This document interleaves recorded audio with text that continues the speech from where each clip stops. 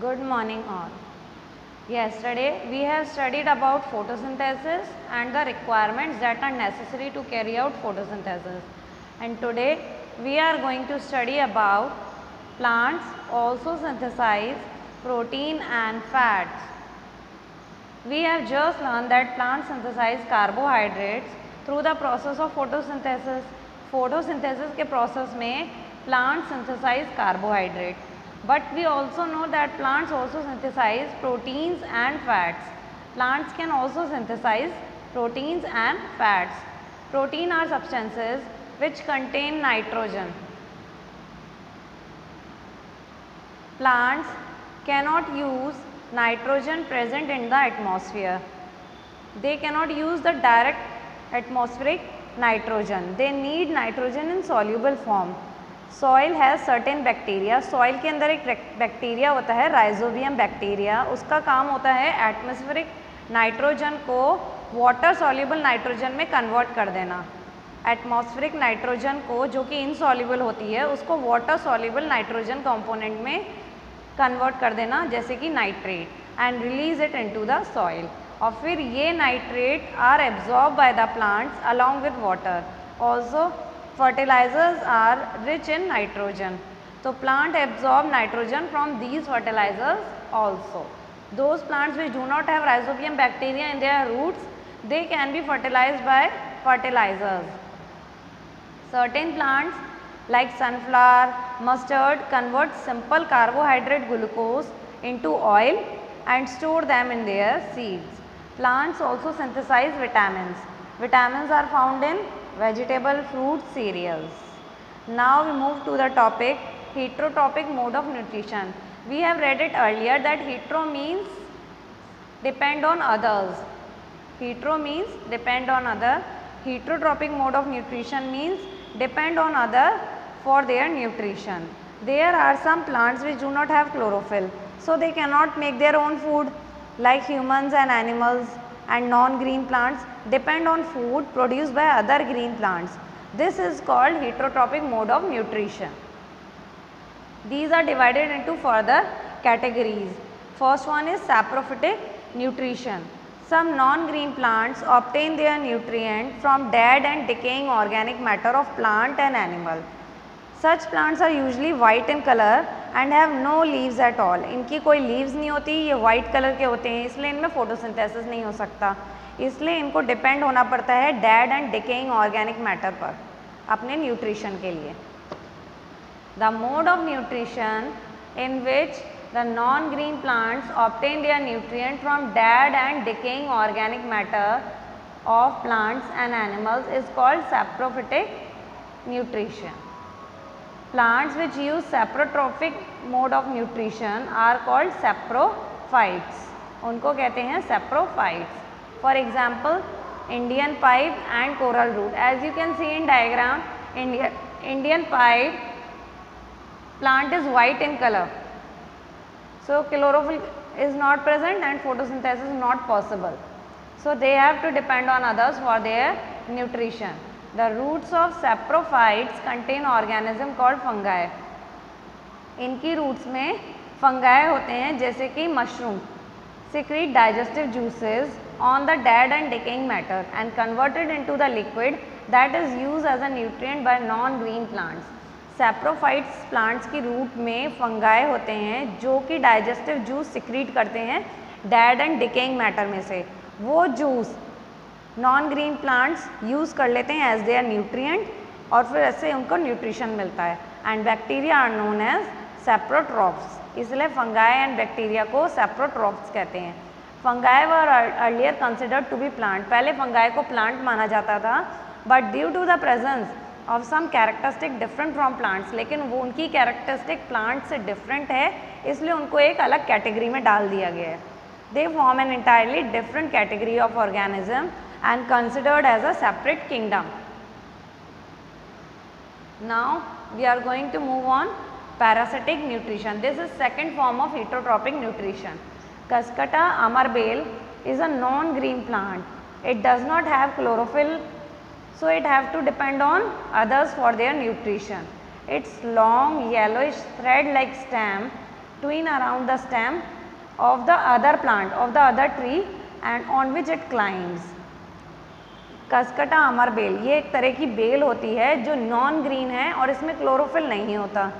इसकी long yellowish thread like stem है. As you can see in diagram, it has long thread like stem, और वो thread like stem दूसरे tree की branches पे climb करते हैं और उस पर पूरी तरह ट्विस्ट हो जाते हैं. It has a special structure called haustoria. इसमें एक स्पेशल स्ट्रक्चर होता है haustoria which pierce into the plants body. जिस प्लांट की बॉडी पे इन्होंने अपने आप को ट्विस्ट कर दिया है उसमें इन प्लांट का स्ट्रक्चर जो होता है हेस्टोरिया वो पियर्स करता है और वहाँ से अपना न्यूट्रिशन लेता है. The mode of nutrition in which some plant live in, the mode of nutrition in which some plant live in or on the body of other organism and derive their ready-made food from them. ऐसा mode of nutrition जिसमें plant या तो plant दूसरे की body पे या उनकी body के अंदर रहता है और वहीं से रेडीमेड फूड में से ही अपना न्यूट्रिशन लेता है, उनको बोलते हैं parasitic nutrition. The plant like Cuscuta which obtain the ready-made food is called parasite. और जो प्लांट अपना रेडीमेड फूड वहाँ से ले रहा है उसको बोलते हैं parasite. And the organism from whose body the food is obtain, जिसकी बॉडी में से रेडीमेड फूड लिया जा रहा है उसको बोलते हैं होस्ट. पैरासाइट्स में भी टोटल और पार्शियल. पैरासाइट्स टोटल पैरासाइट्स भी हो सकते हैं और पार्शियल पैरासाइट्स भी हो सकते हैं. Cuscuta is a total parasite, ये टोटल पैरासाइट है. Fungi and bacteria are also total parasite. They totally depend on others for their nutrition. But some plants like Mistletoe are partial parasites. ये partial होते हैं, partial मतलब आधे depend होते हैं. Mistletoe plant has green leaves. इनकी green leaves होती हैं and these green leaves can make their food. ये green leaves food तो बना सकती हैं लेकिन but this plant receive water and mineral from the host plant. लेकिन इनको वाटर और मिनरल के लिए दूसरे होस्ट प्लांट पे डिपेंड होना पड़ता है. Now comes the third type of heterotrophic nutrition is symbiosis. Lichens are the most amazing forms of life. Lichens actually दो तरह के ऑर्गेनिज्म से बने हुए हैं, एल्गी एंड फंगाई. ये साथ रहते हैं और साथ काम करते हैं. Algae contain chlorophyll. Algae green colour की होती है, उसमें क्लोरोफिल होता है, वो अपना खाना बना सकती है. Fungi share the food made by the algae. Fungi वो फूड ले लेता है एल्गी से, वो शेयर करता है एल्गी उसको. Fungi in return provides protection and water mineral to the algae. Algae green colour की होती है, वो फूड बना सकते हैं. एल्गी उसको फूड शेयर करती है फंगाई को और फंगाई उसको वाटर एंड मिनरल शेयर करते हैं. The association in which two different types of organism live and work together for their mutual benefit. आपसी बेनिफिट के लिए जो दो लोग साथ रहते हैं, साथ काम करते हैं, उनको बोलते हैं symbiosis. Lichens show symbiotic relation. Lichens में सिम्बायोटिक रिलेशन देख सकते हैं. ऐसे ही rhizobium bacteria. Rhizobium bacteria leguminous plants की रूट्स में होते हैं, उनका काम भी यही होता है. They provide them nitrogen in a soluble form. Rhizobium bacteria atmospheric nitrogen को सॉल्युबल फॉर्म में कन्वर्ट करके प्लांट्स को देते हैं और प्लांट उनको फूड और शेल्टर देते हैं. So these are also symbiotic relationship. This is also symbiotic relationship and these show symbiosis. Now comes the topic special mode of nutrition. We have read about autotrophic mode of nutrition, then heterotrophic mode of nutrition.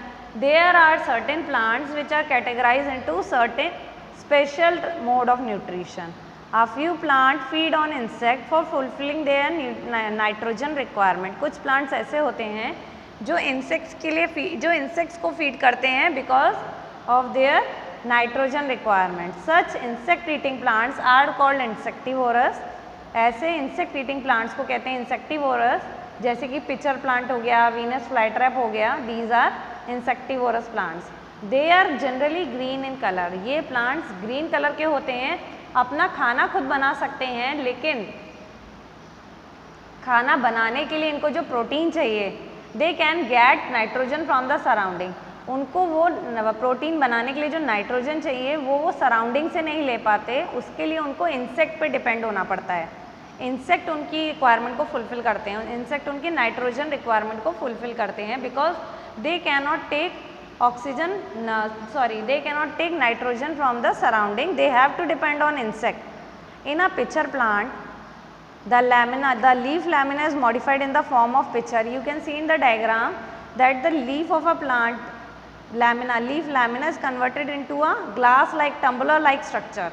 ये glass जैसे structure में बदल जाता है. Apex of the leaf is modified into lid, और जो leaf का top होता है वो लिड बन जाता है, ढक्कन की तरह काम करता है. जैसे ही इंसेक्ट इसके एज पर आकर बैठता है, ये जो लिड होती है ये इसको कवर कर देती है और इंसेक्ट इसके अंदर चला जाता है. When an insect lands on the picture, जैसे वो पिक्चर के ऊपर बैठता है, लिड क्लोजेज, लिड बंद हो जाती है, इंसेक्ट ट्रैप हो जाता है अंदर, और the insect is digested by the digestive juices secreted in the picture. Picture के अंदर जो भी डाइजेस्टिव जूसेस सिक्रीट हो रहे हैं उसमें इंसेक्ट डाइजेस्ट हो जाता है और वहाँ से वो अपनी नाइट्रोजन रिक्वायरमेंट को पूरा कर लेते हैं. Replacement of nutrient in the soil. जब क्रॉप उगता है सॉइल में तो सॉइल का मिनरल न्यूट्रिएंट ख़त्म हो जाता है, तो हमें सॉइल को बार बार फर्टिलाइज करना पड़ता है जितनी बार हम उसमें नया क्रॉप उगाते हैं. Plant absorb the mineral nutrient specially nitrogen from the soil. Plants को जो भी रिक्वायरमेंट होती है वो उसको सॉइल पूरा करती है. Therefore there is depletion of nitrogen in the soil. इसलिए सॉइल में नाइट्रोजन की कमी आ जाती है over a period of time. इसके लिए हमें उसमें मैन्योर और फर्टिलाइजर्स एंड फर्टिलाइजर्स यूज़ करने पड़ते हैं सॉइल की फर्टिलिटी बढ़ाने के लिए. These manures and fertilizers contain nutrients such as nitrogen, potassium and phosphorus. These nutrients need to be added from time to time to increase the fertility of the soil. ये तो हम manually कर रहे हैं, और राइजोबियम बैक्टीरिया जो है वो नेचुरल तरीका है नाइट्रोजन रिक्वायरमेंट को पूरा करने के लिए. Rhizobium bacteria living in the modules of the roots of leguminous plants. अभी हमने पढ़ा लेग्यूमिनियस प्लांट्स की रूट्स में राइजोबियम बैक्टीरिया होता है जिसका काम होता है एटमॉस्फेरिक नाइट्रोजन को ट्रैप करना, उसको इनसॉल्युबल फॉर्म से सॉल्युबल फॉर्म में कन्वर्ट करना, फिर प्लांट उसको एब्जॉर्ब करके, रूट्स उसको एब्जॉर्ब करके पूरे प्लांट्स में डिस्ट्रीब्यूट कर देते हैं. This is a natural way, ये एक नेचुरल तरीका है. And your chapter is over. You have to done these exercise on your own, and I have sent you the PDF of question answer. Please do it in your notebook.